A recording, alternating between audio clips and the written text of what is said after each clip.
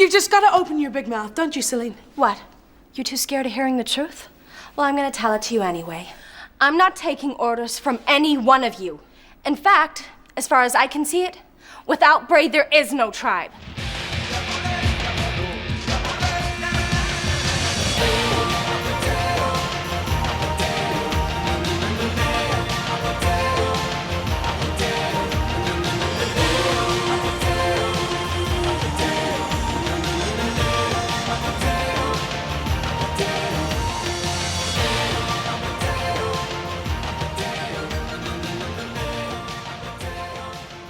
Welcome to Series 3, Episode 43 of Conversations on Eagle Mountain, a podcast about the tribe.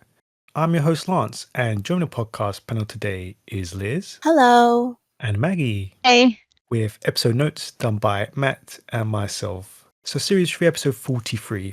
The screenplay was done by Tony Osborne. It was directed by Danni Mulheron, and the episode synopsis was read out by Lance.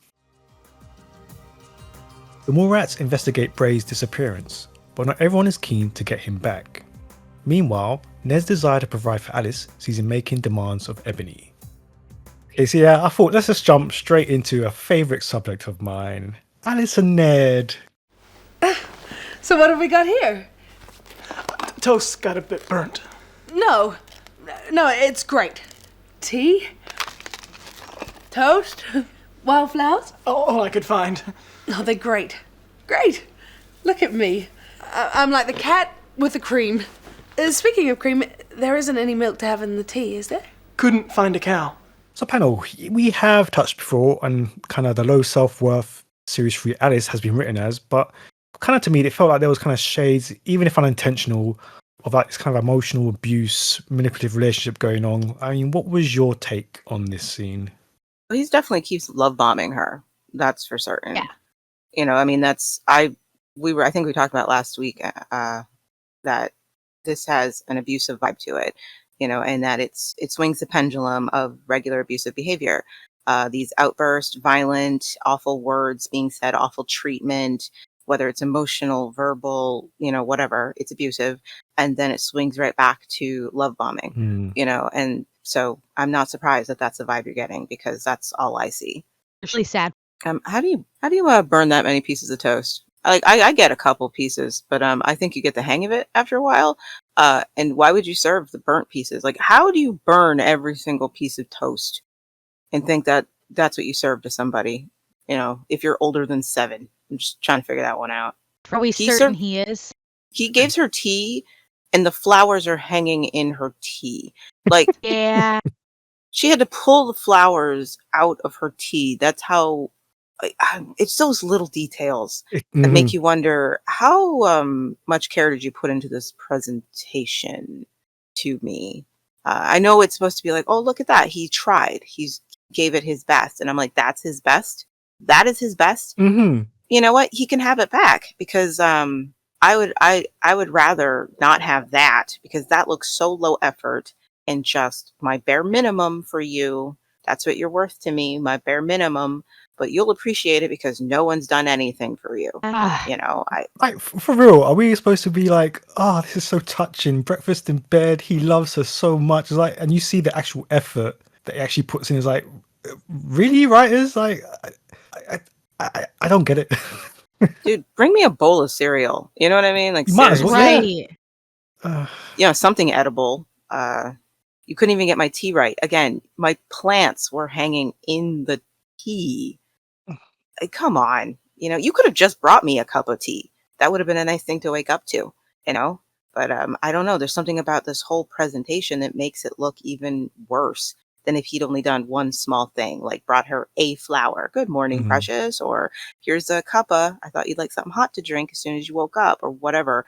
Than this presentation, like this. Heck, just waking her up with a kiss on the forehead, like, hey, you know, is there anything you like? Like, that would have felt like more effort-based, more sincere than this tray of hazard. I don't know.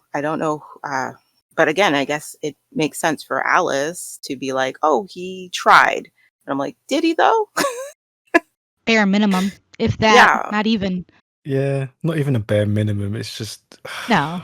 But it's Ned, and we're not supposed to like Ned, so he's just going to keep doing these things. And it's sad because it does show how insecure Alice is in who she is as a woman, this little bit of attention that he's giving to her is all it takes. And she's just like, oh, it's amazing. It makes me sad. He deserves better. Yeah. She does. But it's like, at this point, you should be doing everything you can, doing like backflips, going out of your way to show us this love for Ned and Alice, this relationship, because of what's going to happen. And you're just making it worse and worse. Like, I'm going to feel nothing when that event happens. Like, what are you doing? Like, you're supposed to make this actually palatable for me, and you're not.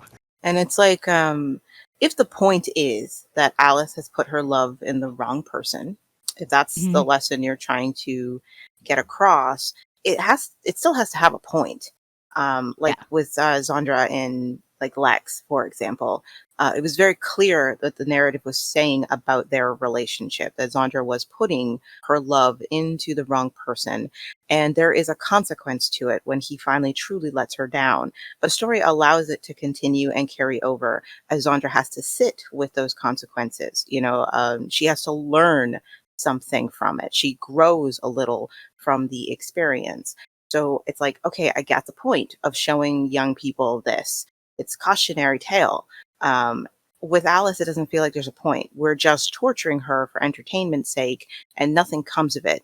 Alice isn't going to grow. She's not going to learn a lesson. She's just going to be left devastated on the rocks. That's it. That's all she's going to get out of this. And it's like, so what was the point of that? And I also don't think they're doing a very good job of making it clear that this is a cautionary tale. They can't figure out whether or not this is supposed to be something we root for or not root for, because they're tonally all over the place when they're doing Ned and Alice. Or it could be that just Bevan was too good of an actor for this, what they were trying to do. He is selling the moments when he has to be sincere so well. Oh, yeah. Maybe he wasn't supposed to. Maybe he was always supposed to come across as insincere, but Bevan was just too good. So he has these moments where you're like, oh gosh, this could have been something. I don't know. No, I was going to say, like, for all the criticisms I give Ned, Bevan himself, he's a fantastic actor, and I think they definitely should have given him a lot more to do than what they did. Like, he is a fantastic actor, and there's no doubt about that. They could have given Ned, especially if they have him, paired with Alice. Like, given more time for this kidnapping scenario, like he could have been worked on as a character. He could have had the growth. They nipped it in the bud, and that was it. If they had more leaned into making him more of a tragic figure, he doesn't have to be likable to be empathetic, right? But yeah, I didn't seem to want to do that with him. Sabine, he needs to come talk about Ned. Honestly, I feel like every episode is a Ned episode. At this point, it is. It's like we talk about Ned more than we talk about the Guardian, and it's the whole Guardian thing that got us here in the first place. True. And what's that supposed to mean? Nothing. While he's away, someone needs to make the decisions. Who? You? No. I think it should be Pride. Pride? Yes. He's the one who drove Bray away. Besides, he's not even part of the tribe. Might as well ask Luke. Or better yet, why don't we just go downstairs, open up that cage, and ask the Guardian to take over? So yeah, panel, what did you make of Selene's opinions and the state of the tribe? And kind of, following on from that, as much as we do love Casey, it's kind of weird how he waited a whole morning until we informed everyone of what happened to Bray. Did he not know they were all looking for him? I'm so confused.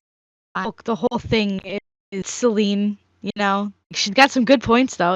Without Bray, there really isn't a tribe. But I know that some of the characters are coming across as annoying in this scene. Yeah. But I have to say this. I still think it's a very good scene. All I can really say is that everything everyone's saying makes sense for them to be saying it. Yes. Like whether or not I agree with Selene, I can't deny it makes sense that Selene is saying these things, that she feels this way, or that, May feels the way she does, or Alice, or Tyson, or whoever. Like everything they're saying is fully in character. So I couldn't really nitpick it. I was like, whether or not I agree with anything you're saying, I can't deny that you should be saying what you are, I guess. Mm-hmm. I thought it was actually a good argument that they're fractured. They definitely come across as fractured. It is the result of what they've been doing. And so I was like, okay, yeah. I mean, they do kind of suck, absolutely, but they always have. So, like, This is not new information. right, it's not new information that you don't want these guys to be your saviors if you go missing. Yeah, That is clear. well established. um, but yeah, I actually found I was looking at it and I was like, oh, these guys are getting on my nerves. But I was like, other than that, though, why are they getting on my nerves? Like, is it because they're out of character or because what they're saying doesn't make sense? And I'm like, nah, I guess it's just they are annoying. But other than that, I can't nitpick them being who they are, I guess. Like, all right. Then again, my bar has dropped quite a bit. Yeah, drastically. So I just don't expect greatness. I am just looking for competency in the writing. That's where I am. Like, okay, this is a competently done scene, and at least the character work is definitely sufficient. Like, okay. It does make sense for Casey now, till the next day. Like, it's Casey. It slipped his mind, he had that pony he had to go show May, and that was more important. And oh yeah, by the way, I mean, it does seem a little strange that he didn't say I thought at first he didn't say anything was just because he happened to see Bray drunk and he knew he got kicked out of the bar. And if that's all Casey had seen, I could understand him waiting until Bray still hasn't come home to mention that there might be a problem, because you could just chalk it up to Bray having done something really embarrassing and is going to stagger his way home. And, you don't have to be telling everybody his business. He had a bad day. He fell, he had to get it out of system. But it's the fact that he did see that Bray was in danger and didn't bother to tell anybody that I find a little weird. Yeah. It just seemed like I did see him. By the way, he was there. But I guess we can be fair. He didn't see the Mozzies around Bray. He just knew that the Mozzies had been in the pub or the bar, wherever they were. And he did know that Bray got kicked out. He got distracted. Maybe it wasn't until Bray didn't return home that Casey put those pieces together and be like, oh, crap, that means they probably caught up with him. So, I can ultimately give him a pass because Casey does he does everything so well. It's like, okay, it slipped your mind, it's fine. Casey, yeah. And then that's probably his right. He didn't even probably think about, he could be in danger until they said he's still not back. And then it's like, oh, crap. Yeah. Because he's seen Lex enough, stumbling back drunk. And it's like, well, oh, crap. The last time I saw him, he was barely standing. Yep. And there were people there who wanted to get him. They might have followed him out. He was vulnerable. Maybe that's why he's not back. Yeah. So I better tell you guys that he could be in danger, I didn't think he was. I thought he was just being embarrassing, and I was going to keep that to myself. Yeah. Never get that out of my head. They're doing that to Casey. Never. Such a good scene. It's perfect. It's like, yep. Like, this is supposed to be a tragic bottom of the barrel for him. Stop making us laugh. Exactly. I'm supposed to be feeling something, and all I'm doing is giggling. Yeah, you know what it was. Dwayne was like, I never get to have fun as this character. Yeah. My entire personality is angst. So I am milking this scene. I'm going to have a great time in this scene. Oh, man. Because it is Salene, I have to also ask the question, was she defending Bray so much because of her old feelings for him or because he's the leader? Probably both. Of course, that's part of it, absolutely. She's too passionate for him. Yeah, she's passionate about this person. She cares about him deeply. She used to be in love with him. You know what I mean? That doesn't go away. Like, she has an ardent defense for him. And I do believe it's both, like, as friend, as past lover, like everything. It's like, he's super important to me, and I'm not going to listen to you people trash his name, or I'm not going to let you get away without taking accountability for the role you played and him being in the headspace he is clearly or was when he left. And she's not wrong in that. They all do have to take some accountability. And I liked what she said to Tysan. Oh yeah, Because Tysan, they're taking it so far with her that her only concern in the frickin' world is the Guardian. You know, again, her loved ones don't count. You know, she got to the point where she was about to choose the Guardian over her husband. Like, it's like, and we haven't been given a reason for this. Yeah. You know, like, come on. She doesn't care who disappears, who goes missing, as long as the Guardian's safe. And all she does is give these platitudes to everyone. And like, you got to give us a reason for this behavior. You got to give us something. Yeah.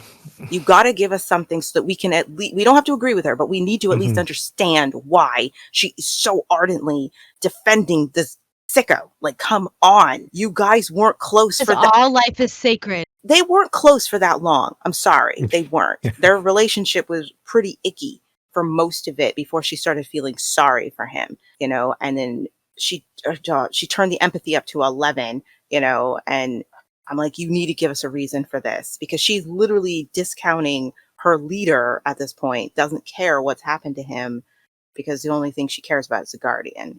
And yeah, just to finish that off, is anyone surprised that May nominating Pride for leader? No. Jeez. I mean, I was like, really? That's so obvious. I was like, very subtle, May, very subtle. There was one point she did make that at least I understood why. Like, okay, she's got a point to make. He's the only person that everybody trusts, and he is the only person outside of Bray who seems to actually be trying to find Amber and Trudy. And I love the fact that nobody disagrees with that. It's true. They're like, yeah, you're right. You're right. None of us really care. He is the only one actually actively trying to find Amber. I was like, that's wild. Not a single person was like, hey, you know, I want to find her too. Okay. He's not the only one who cares. Like, nobody said anything. Too. Right? Silence. Like, yeah, she's got a point. None of us are invested in getting them back. So that's so sad. Oh my god, this tribe. They're the worst. You said it. They are the worst tribe ever. Even in the fact that when May says it, she's even including herself as one of the people who isn't trying to get the girls back. Like, that's crazy. At least she's honest. I will give her that. She don't care either. She's like, look, none of us care except him and Bray. All right. So. Wow. One of them is gone. And everyone just sat there like, yeah, she's right. That's a pro for Pride as leader, I guess. Even Salene didn't say anything to that. No! Nobody. That'd be like, wait a sec. Care? Nope, nobody. Everyone. Action. We all agree on this point. The only time they agree. None of us give a crap if we get them back. We're the worst. God. Yeah.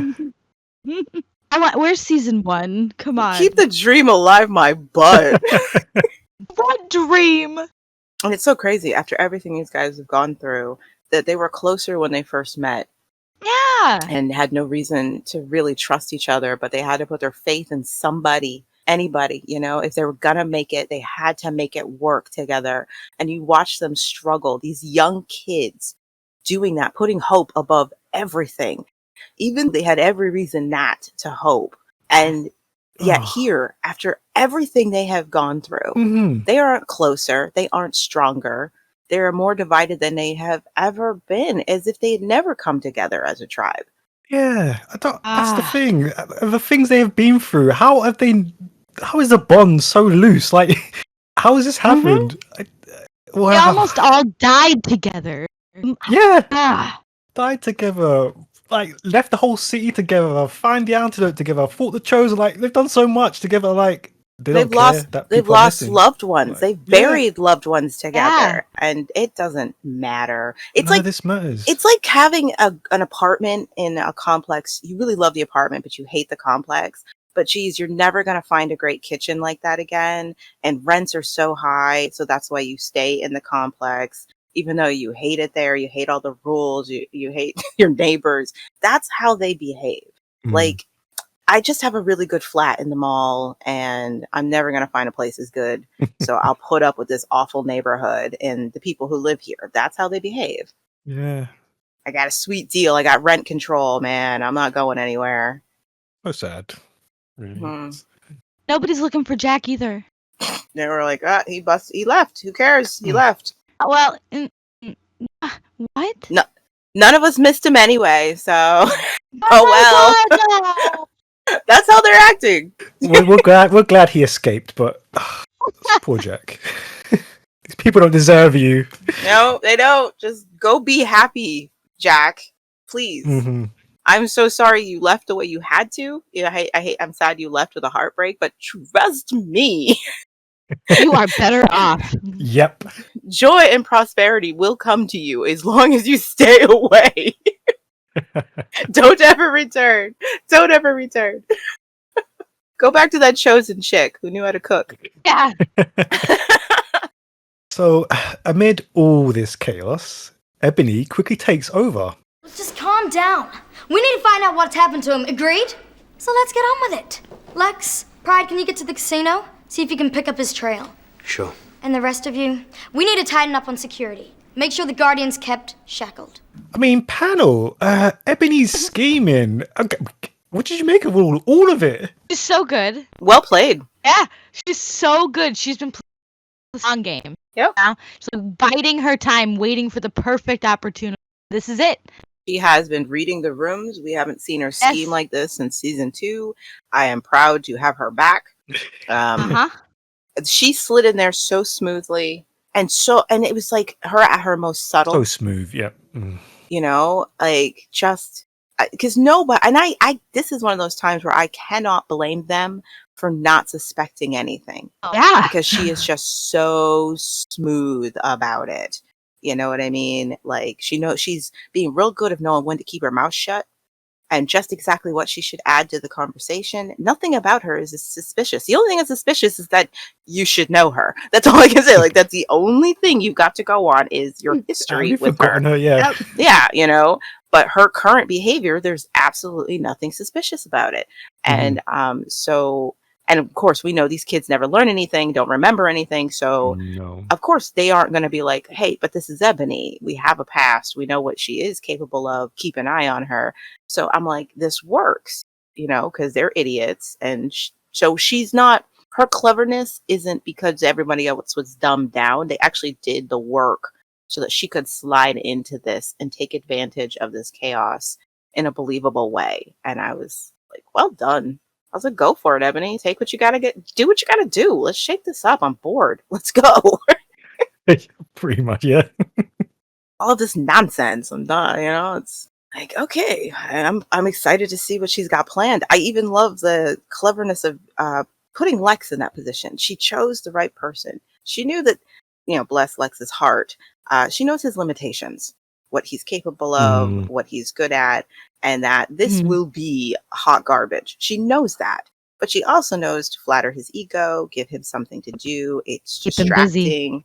It puts the eyes on somebody else, you know, because an old Ebony would have definitely said, I'll be the sheriff. And then everybody would have been suspicious. Oh, it's a power grab. But she is being so careful to distance herself away from power and making it seem like everything she's doing is just, oh, well, if it's necessary, I'll do it.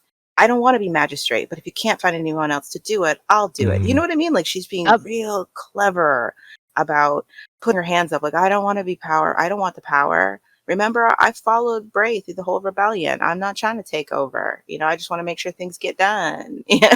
I'm being a team player. So smart. So smart. If she's over Bray, I told you guys, I thought she was over Bray back in season 2. And then they just decided for season 3 to pull her into the Bramber crap. I never believed it. I was like, this is garbage. Okay. She was willing to leave him to die to the Chosen. And then out of the blue, she was in love with him again. So I think she was always over Bray. Right? They could finally, you know, like, she was only in love with Bray because Amber came back. That's the only reason she was in love with him again. Right. Because that's the conflict they wanted. And I don't think she definitely like wants him dead or anything, but she wants him out of the way. Yeah, just get out. He is that connection to her past, the only connection left to her. if he could be in her life and not get in her way, she'd be fine with Yes. him. Yeah, because she's got, she does care about him in the sense that he's from the old life. They have a history together. I don't think she's in love with him and wants to have his babies. Finally figured out, I don't even like this guy. He's not even my type. Yeah, it's just nostalgia that holds us together. Exactly. Nobody can have him. Yeah, what did you make of her conversation with Moz? I loved it. That was a great scene. There's actually a lot of good scenes in this episode. The cinematography is great. The camera work, the shots feel very dynamic. There's a lot of effort to give them sense of movement and energy and life. Yeah. So I really love that scene with her and Maz. I thought that was blocked very nicely, and Maz was fantastic, and I was giddy. I was excited. Yeah. Ooh, what are you two cooking up? What's the plan? And I think we got it confirmed that Maz, that's why she backs down for fights. She clearly can't fight. Can't. Yeah, that's not what she does. Ebony disarmed her in one move. Mm-hmm. And it's clearly that's why Maz is always backing down from fights. Unless that she and her girls can totally gangbusters one person like they did to Bray. Yeah. She's like, never mind, not doing it. Yeah. She doesn't pick fights. She can't win. No. I'm made to look like a loser. Yeah, I really like that point of because her reaction to Ebony besting her again in one move. Like, yeah. She didn't get a single one in there. Ebony was like, oh, no, talking is for people who have no choice. Like, everybody out. Checkmate. Lovely. Again, I'm just glad to see two female powerhouses whose conflict isn't a guy. It's about power and ideology and how we going to run this show. Like, yeah. And we've not had that for so long. We haven't. Like, oh, yes, finally giving Ebony someone worth it to play off of. Meanwhile, over in the city... You know what I think? I think Bray's losing it. He's been ambushed by his own morality. Find a man's strength, you also find his weakness. You're talking about Amber? Yeah, well, I guess he's pretty cut up about that. But then it can't be easy for you either. I mean, we get Amber back and you end up with a broken heart. Assuming, that is, that Bray's still around. You know what I wonder, Pride? I wonder if you want us to find Bray alive or dead. So yeah, what did you make of the rather pinpoint accurate assessment that Lex makes of Pride? Beautiful. Lex has been calling Pride out since the beginning. From the minute he found out that Pride and Amber were a couple, he has been trying to warn Bray. Yeah, he was being very pessimistic and it wasn't helpful for Bray. But Lex has been calling out Pride since the start. Yeah. You're not everything you want people to think you are. We all have dark wants and desires. And this is what I think of you, buddy. This is what I think is going through your head. And right now, Bray's my bro. Okay. So I just want you to know I see you.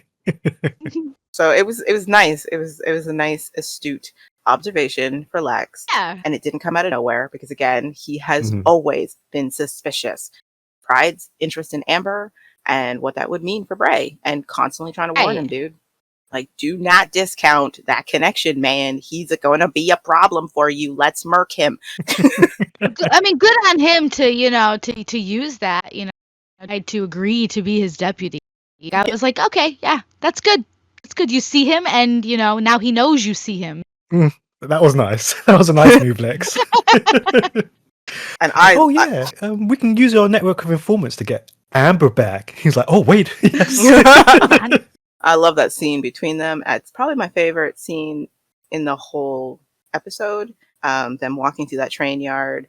It's so much energy and interaction with the surroundings, and it just feels alive. It feels like an actual place that they're walking through, and I just really appreciate that effort.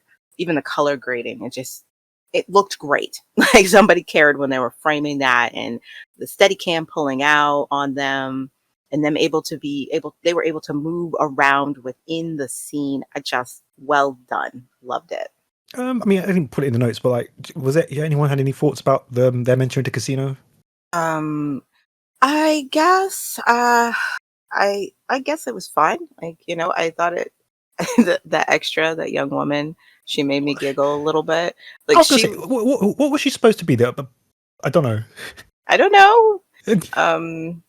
Something Something. person.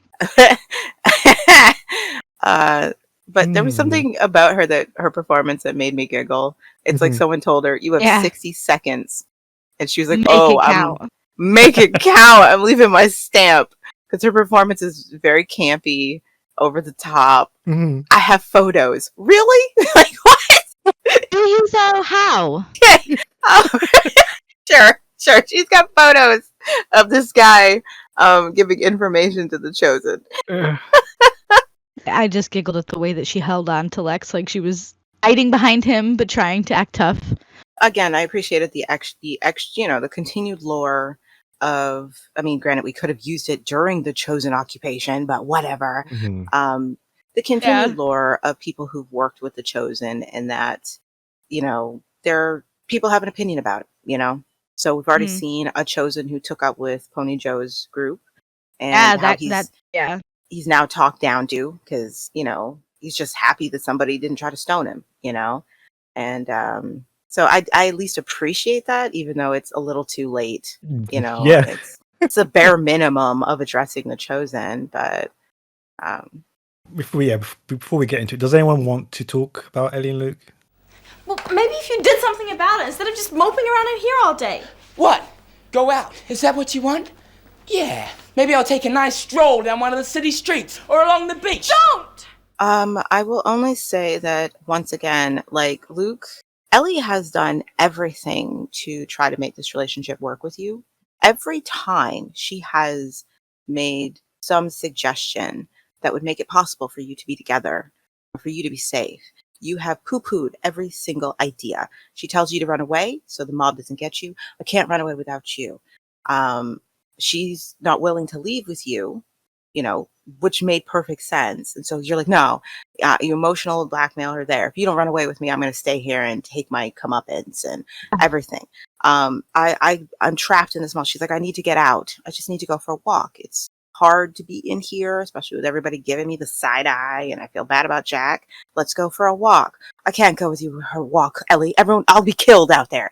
We'll go in the woods. We'll take the back door. Please just take a walk with me because you're supposed to be my boyfriend. Never mind. Go on your own. I'm so pathetic and lost, and why are you even with me? And then she once again is constantly having to comfort him. Here he is. Now Ellie is like, you know what? I recognize I'm growing up. I'm seeing the reality of us having a relationship. And for it to work, we can't be here. You'll never be accepted by my friends. I can't ask them to accept you, but I choose you. Let's run away together. And all of a sudden, no, I could never do that to you, Ellie. Oh my gosh. I'm not the right kind of guy to be with.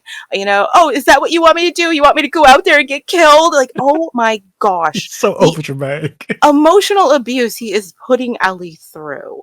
And it's and you know what it is? I know. Okay, I do not want to assign malignant tendencies to Luke, but I think there's an argument that this sort of emotional seesawing that he keeps putting her through is a form of control. Yeah, he used to have control over Ellie as her prison guard, and he doesn't have any now. The only thing he can do is pull her by her heartstrings. I 100% agree. 100%. Yeah, there's no power play anymore.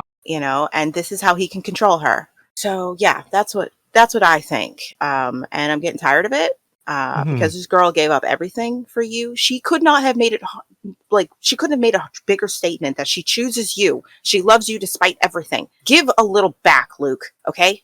Something, anything. She gave up her friends, almost her sister, Jack. She saw the good guy you wanted her to see. You're so desperate for the whole world to see you're a great guy. And she saw it. So be it, Luke. Stop stringing her along and keeping her in the depths of despair every day. Cut it out. So that's what I have to say about them. I just want to be like, Luke, Ellie, run. Just run, sweetheart. I mean, granted, she has to go through this, but dude, he is not worth the energy. Nope, not at all. I want Luke to own one of his decisions. Okay, you cannot be this committed to the dramatic decision, and then when you get what you wanted, still be bemoaning your fate. Stop it. Own your decisions. Own the fact that nobody owes you for forgiveness. You already said that. You seem to understand that. And yet here you are once again manipulating Ellie and saying like, do you feel sorry for me? Do you think I feel sorry for myself? Yeah, I do, Luke. I think you feel really sorry for yourself. And you want the whole world to feel sorry for you, regardless of how many times you say, I deserve this and I don't want anyone feeling pity for me. I'm like, then stop taking Ellie on this emotional merry-go-round all the time. You know, you clearly are having the biggest pity party for the choices you freaking made, man. That's the thing. Luke, you made every single one of these choices. You got yourself here. These are the consequences. It sucks, but freaking own it, dude. And stop dragging Ellie down with you. She is willing to work with you, dude. Yeah, and you know, it feels like, you know, one of those moments like if I can't be with you, then I'm just gonna, you know, I'm not gonna live anymore. It seems like it's that dramatic for Luke a lot of the time. There's no in between. He's just very selfish. Like, yes, Eddie has given this all for you. You tell me you can't even like what make a little lunch dinner in the mall. Like, it's just something to like show your appreciation or your relationship apparently with her. Like, you can't do anything. Can't do even a simple thing. But sit there crying about your situation because it's all about you. Be her freaking boyfriend, but that's not the reality he actually wants. He just wants to keep that control that he always had. I don't think it's conscious. Like, you know what I mean? Like, I don't think he's like nefariously sitting there plotting in his head, like, how else can I control Ellie today? But it's clearly there in his behavior. This keeps control of Ellie. Notice she never went for that walk, you know? No. Even though she was desperate to get out of the mall, she's just chasing him around all day, worried about him all day, all the time, and constantly comforting him, and an emotional mess. She can't even like she still hasn't dealt with her own. Right. She can't even like repair her relationship with her family because it all comes down to how they treat him. You know, it's always about him. You know, Ned did more for Alice as a boyfriend than Luke has ever done. Oh, that's bad. That's a bad bar. Jeez, Luke, that's awful. Yeah, that's really bad. I feel bad for Ellie. You know, this is a tough lesson to learn at such a young age. It is a tough. And I do feel bad in the sense that, yeah, it sucks. You know, this is the consequences to her actions as well. Got to figure out how to work through it. And she's at least taking ownership of it. She's like, I'm here. Yeah, I'll give her that. Mm-hmm. You know, like, this is what I chose. It's not going to be easy, but I'm trying every day to make it work with us. And he's just not giving her anything to work with. No. Yeah, and you know, and she probably thinks that, you know, this is all for nothing. She's done all these things for absolutely nothing. For what? For him to just throw it back in her face? And knowing Ellie, she probably just thinks I'm not trying hard enough, you know? Probably does think there's more that she should be doing when it's him. It's him this whole time. Yeah. He needs Alice there to tell her this is what's happening. And she doesn't have that. But Alice is doing she's doing the exact same thing with Ned. You know, Ned takes out. No, but season 2 Alice would be like, listen, this is what is happening. Tell him how it is. It's just, I'm sad that she's gone. Ellie really needs her sister, but she's not there anymore. It's okay. It's okay. Well, Salene, he's unrideable, unsafe. Pride said so. Oh, did he? You want to bet? What? That I can ride him. Are you serious? Well, I do it, or I give you anything you want. Yeah, what do you make of this little Apollo plot?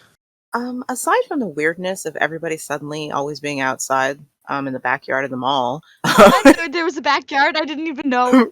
There's a swing set, everything. Like, where's this? Okay. And they're always, it's just convenient that they keep convening in that area suddenly. Aside from that, I'm glad that they gave something else for Salene to do. She needs a focus. And I was actually feeling like, oh, this is a nice thing to learn about Salene, you know, that she could read the horse. She could sense what the horse had been through, despite the fact she's not ever been established as a nature girl, you know, like you expect that from Pride, you know. But I also think it's pretty messed up when she shows more empathy for this animal than, say, like Pride did, who wrote the animal off entirely, you know? I just thought that was weird. He is someone who works with nature. And I get him recognizing that Apollo has been abused and likely will not let someone ride them. But he also didn't seem to have any other insight of how you deal with traumatized animals when you think he would have some insight. And so it was awfully interesting to have Salene be the one to come in and be like, this animal isn't completely broken. This animal has been hurt, but you can still get through to a hurt animal, you know? And I don't know why they made that choice, but I wasn't like upset by it, you know? Mm-mm. Because Pride sort of treated it the way people used to treat Rottweilers and pit bulls and Doberman Pinschers. Oh, they're ruined. They're violent dogs. Only thing you can do is put them down. And those dogs had such a bad rep because of that nobody wanted them. Nobody wanted to rehome them. Nobody wanted to retrain them because it was just believed they were broken animals if they had an abusive youth. And, you know, it takes a kind heart to recognize these are dogs that still require love and that you can get through to them. It just takes a lot of time and patience. And so for Salene to be the one to recognize that and not the tree hugger, it's just surprised me. Well, maybe Pride just was getting a kick out of the fact that Casey was probably out something, you know, out something important to get this horse, and now he can't even ride him. Like, I have to wonder if it wasn't just that he thought it was funny. Or it could be the writers forgot who Pride is supposed to be. Yeah. That too. That, you know, yeah, that's possible as well. And this is a way to give Salene something else, a little bit more to her character, I guess, by letting her be the one. I mean, they turned Pride into a jealous simp. And you're like, wait, that is not how you establish this guy. Who is he? You know, he's just as petty as any of the other Mallrats. That's not how he was introduced, you know. I just think you've messed up when Salene comes across as more compassionate than Pride. You know, like you really dropped the ball with him. Maybe Selene's only compassionate with animals. Like she does, like the people. It's different because they can talk back and really form their own opinions. Animals, not so much, right? They can form their own opinions, but they're still going to do what she needs them to do. I don't know. Maybe she just gets along better with animals. Chloe. Maybe she is, and we just didn't know it. This tidbit does just feel like it comes out of nowhere because, like, we've just all of Celine's past that we've known, that we've been given so far, it doesn't scream that she ever was around or had horses. Like, it is weird, and does seem to be setting up just because of what happens. But I mean, it's nice because it's something new for Salene. So I mean, I didn't mind it. Argue that it's still in line with her narcissistic traits. I mean, it's the same as her taking care of the children. It wasn't really always for them. It was for how it made her feel. Oh yeah. You know, a lot of her compassion was because it made her feel like a better person. And again, we have to remember that not all narcissistic deeds are inherently evil or terrible. It's really just about you're the center of the world and everything comes back to you. You know, the way you might treat your children, they are a reflection of you. And as long as they're falling in line to what you visioned, you could be the best parent ever to them as a narcissist. It's only when they stray outside the lines, you may start having trouble with them because they no longer reflect the reality you have painted for yourself as a narcissist. So you could argue that her desire to help this horse is just as much another thing that comes back to, I need to do this for me. Maybe not so much about the horse. You know what I'm saying? Possible, yeah. Mm. And again, I just want to put it out there. I'm only diagnosing her because she's a fictional character. I would never do this with a real human being that I don't know. I don't have a degree. She's a fake person. She's not qualified. Right. So I don't mind diagnosing fictional characters. So during this whole episode, we see glimpses of Bray, who'd been left for dead by the mosquitoes. Your name. What is it? Moon. And yours? Where am I? My tribe moved from place to place, shoeing horses and trading where we can. This is our camp. We've been here nearly 3 days. Do you have people? No people. Just a traveler. A traveler with troubles, then. Someone tried to get rid of you, you know. So yeah, what did you make of the mosquitoes having left Bray for dead, and obviously the dynamics with the horse traders? He definitely earned that from the way he's been treating them. So they were due. Hey, I'm sorry. Like the things he's done to them. Oh my god! I don't feel bad that they beat him up. Like you. Hey, wait, not just beat him up for dead. He was in the bottom of a ravine. Like they threw him off a cliff. Consequences, man. Oh wow. That being said, I do feel bad for Full circle. the place he's in. You know what I mean? Like, I understand why he like went out and got himself into the situation, and I am sorry he's there. Not sorry he got his butt kicked by people who had every right to kick his butt. And yeah, leave him for dead. Whatevs, you know. But why just his butt? He was available. There were so many. Look, he assaulted them, okay, several times. Broke into their home, accused them of all kinds of things, held them with no evidence of any crime. He was asking for that ass kicking. So I agree if you're an ass kicking, but not for dead. Yeah, like bro, they were like, nah, he's a goner. We're good. Let's pretend like nothing happened. They beat him to a pulp, threw him off a ravine. His leg was like pulled out. Like he looked dead. He did. He did. Hey, maybe he'll learn now. There are people you just don't mess with. Don't start nothing. There won't be nothing. Oh wow. He started this and they finished it. Okay. That escalated. How many times do you need someone to assault you before you say that's it? What's That's that it. word? Proportional justice. That wasn't proportional. Again, watch who you mess with. You don't know. You don't know what someone else's day is like, man. Don't start. You don't know what you're gonna get. He was inebriated. That's the worst. He couldn't even defend himself. Yeah, sucks. Quite a pickle you got yourself into. I mean, in one way, that probably saved him from a lot of the pain, but yeah. Oh. Probably saved him from injury because he was probably very limber. That's fine. Accept that. Kind of. He didn't deserve to almost die. I didn't say he deserved to almost die. I said you need to be careful who you pick in fights with.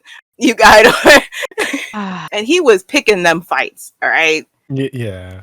Maz and her girls were like, ooh, opportunity. He ain't breaking into our place and doing that to us again. Did they really think that they were going to get away with it, though? I mean, I guess so. They threw him in a ravine. Well, how'd they know that someone was going to find him? No, they thought he was dead. They left him for dead. Oh my gosh. Also, it's the mall rats. Are you really worried about retribution? Come on. Oh, yeah. Pretty much. They can't do anything. Give me a break. They could go sit in a cage and get 3 meals a day. Yep. The mall rats proved they proved they were soft. Why would you be worried as a Mozzie about them coming back after you? You're right. They let Luke go free. The Guardian is living his best life in the cage. Like, come His on. best life. They haven't prosecuted any other Chosen, so I wouldn't be worried. I'd be like, oh, come at me. Whatever. I don't even have to show up at your court of law. It means nothing to me. I'd be like, we had a trial. Like, what can I say? We put him on trial for his crimes against us. I thought we were all allowed to do that. Yeah. Oh my gosh. Yeah. There was a trial. There was a jury. He was found guilty. Hope you learned your lesson, Bray. You lived again. Let's learn something from this. Let's learn something from this. Stop running away when Amber disappears.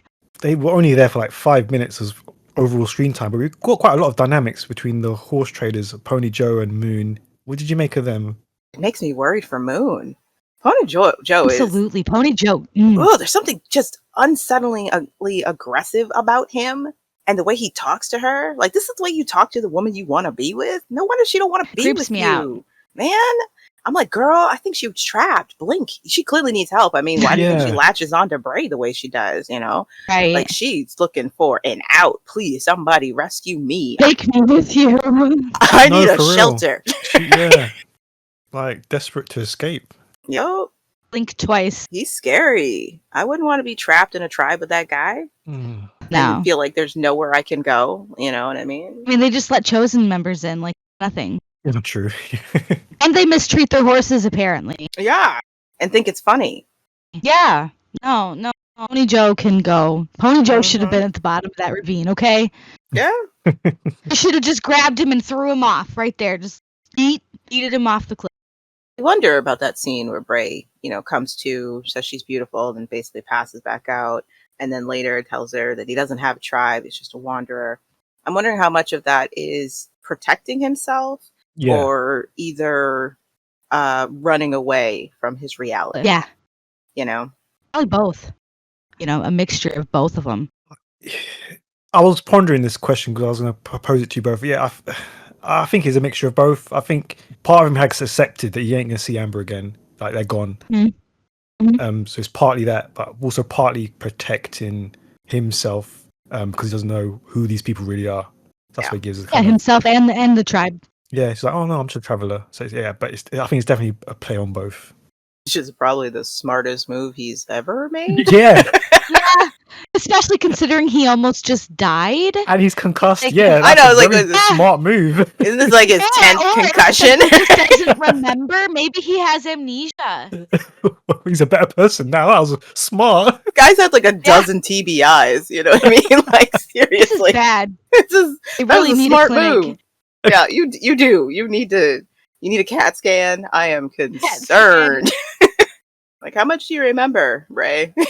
How you got into this mess? Oh, boy. I do like the way Dwayne's playing it.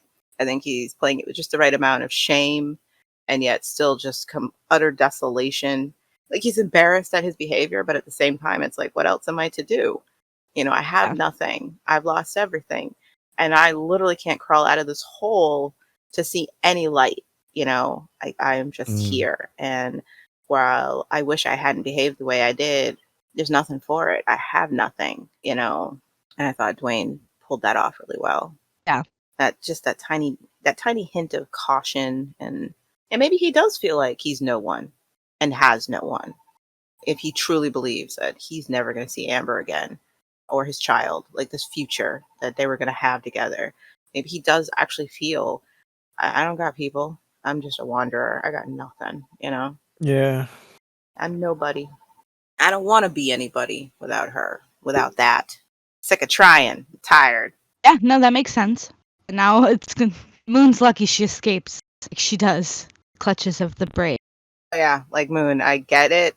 Trust me, it's a black hole for every woman who gets involved with Bray. Don't do it. Don't do it. You thought Pony Joe was bad.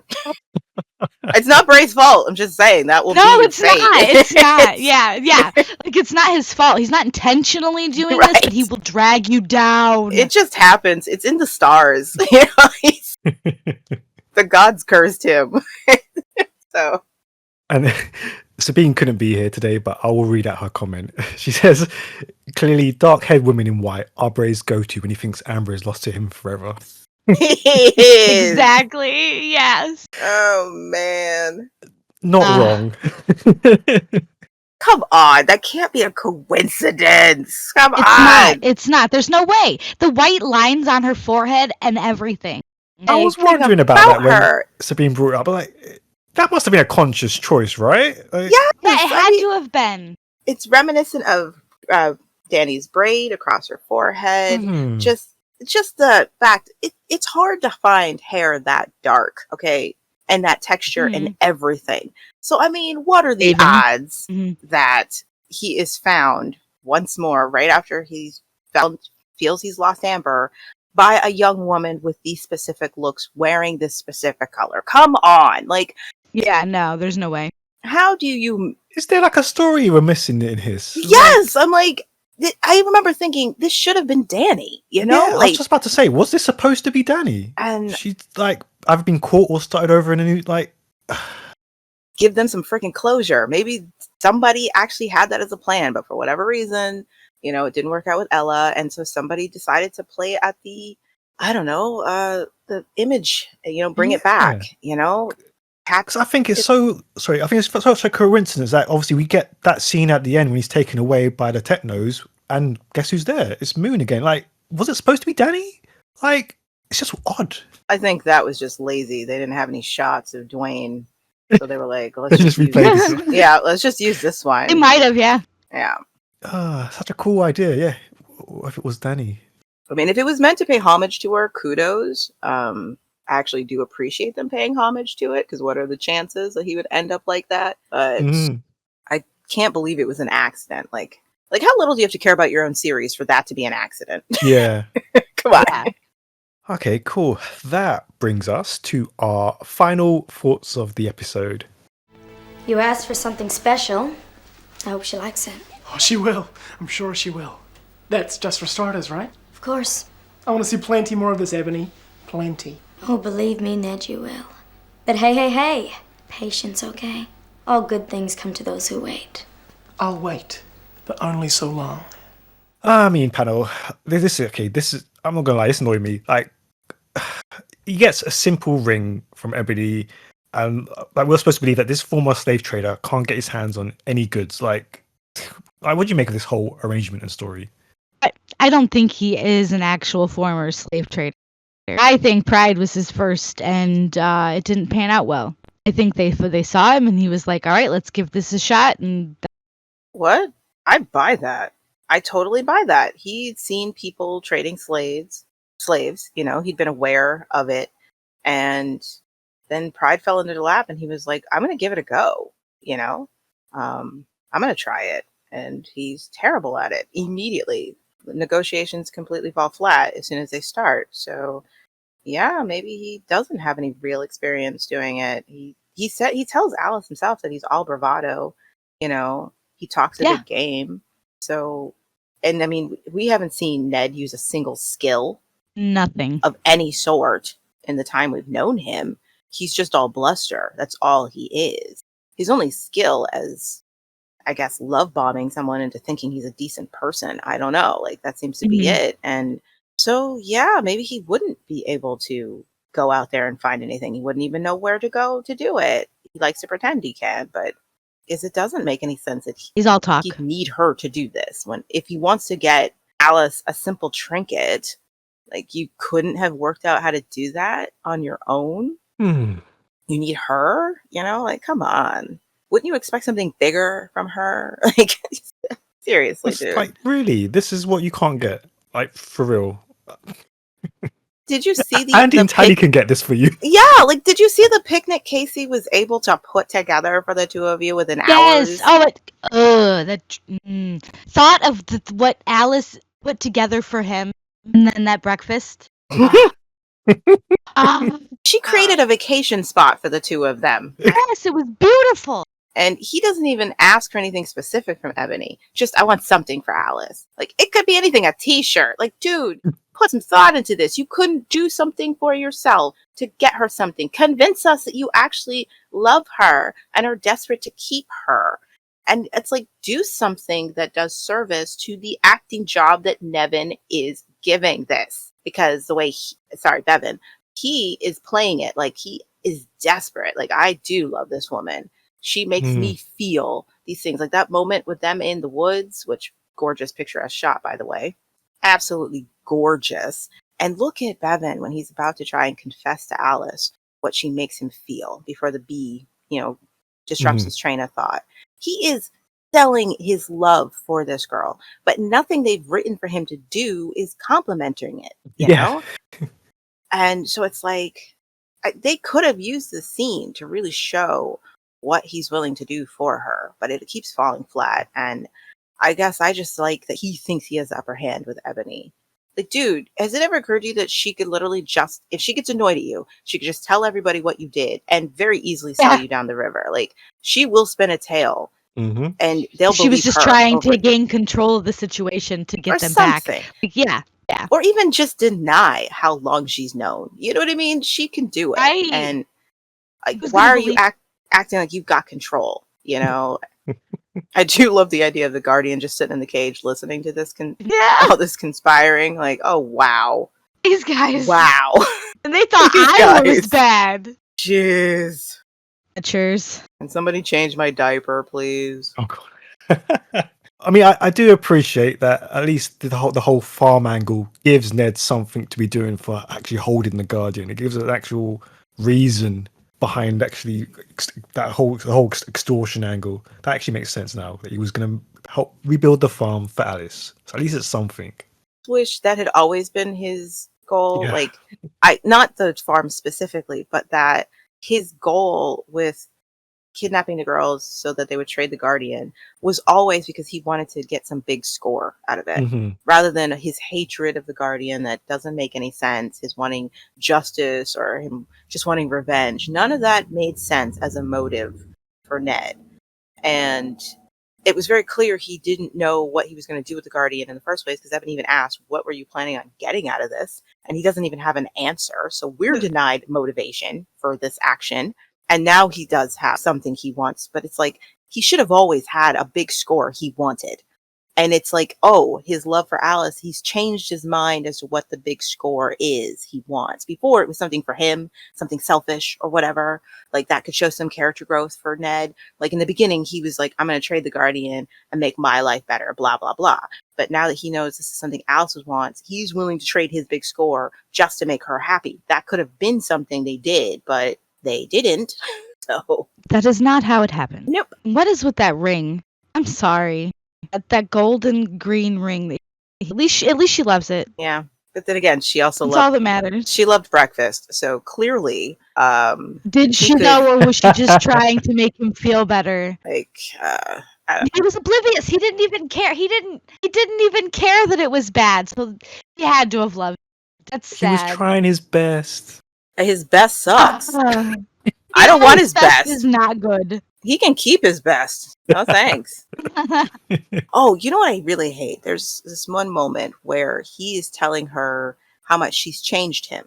Okay. And I just remember thinking, if you want me to believe this, then maybe you should have written him as feeling remorseful or conflicted over his actions, maybe reluctant to continue doing this with Ebony, because Alice has made him think about things in a different way. And so it just comes across as though it's just BS that he's feeding her, because he doesn't act like somebody whose heart has been changed in any way by Alice's influence. Nope. Yeah.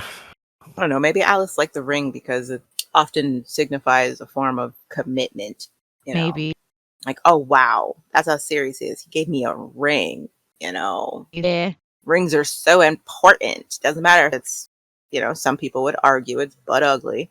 It's a ring pop. A sign. It's a ring pop. It is. At least it's my favorite flavor. It's complimentary, though. You know, the green looks really pretty with her hair. And it's a decent episode overall. Like, I do feel there was effort put into this episode. Like, the script, the acting, camera work, composition of shots. You know, they didn't just spit this one out at us. Mm-hmm. Even if it's like, what's happening feels like, good Lord. Could we end our suffering, please? Almost there. Oh, close. There, and I literally keep thinking of like, oh crap, there's a bunch of stuff I don't care about to come up. We still have to get through it. Same. Oh, what is it? We got 10 more episodes? 9? 9? Yeah. I can't believe the amount we're gonna things that just happen. I know. Why did you rush it to the end? This is what they do. We had so many episodes of nothing, and now we're going to get some massive big changes all thrown at us all at once. It's like, wow, thanks, guys. Tail end is like a fruitcake where you just like shove everything off your counter into the batter. Oh, dense as a brick. Like, ay. Ooh, wow, yeah. You got nothing accomplished, and now you want to get everything accomplished in no time. No time at all. And then to the future. Literally. Oh man. Literally. Let's just etch a sketch this out. And it's a shame, because I think if these storylines had been parsed out more evenly through season 3, this would be a much more solid season that wouldn't feel like agony. And it wouldn't feel like they're literally 2 different seasons. Somebody had posted on here about you know, I don't know if it's you, Maggie, was saying your boyfriend is on one episode in the earlier part of season 3, and of course you're way here, and it's like you're not even watching the same season. No. He had no context whatsoever. None. He's no idea what's to come. Yeah, it's pretty great, actually. I don't feel sorry for it. I wonder, are we actually finally like reaching a level of bad where it won't dip any worse? Oh. Like, have we reached the lowest part of how bad the season can be, or is it? Do you think of this season? Of this season, like, or? Ooh. Oh no! I'm sorry. I just realized Amber coming back, fully showing takes it lower for me. Bam! She's popped. Like, wait, you were gone corset, you know. You girls were gone for a week. Like, what the frick? What are you growing in there, Amber? Because that is not a human baby. It is not Bray's baby. My memory of these last few episodes is very poor, so I've got no context there. Oh, she's not been in the last 2 episodes. Like, when you The count, last one. you count the days that she and Trudy are missing Can't be that long, yeah. through these last 9 episodes before she comes back. And you're like, wait, what? They're trying to tell me 3 months went by? Get out of here. That's crazy. She has a tumor. That is not a child. No wonder Bray's gone insane. It's like that god-awful scene in Prometheus. Get it out of her! It's not a baby. It's not a baby. It's not real. That brings Series 3, Episode 43 to a close. Thank you very much to our panel, Liz and Maggie.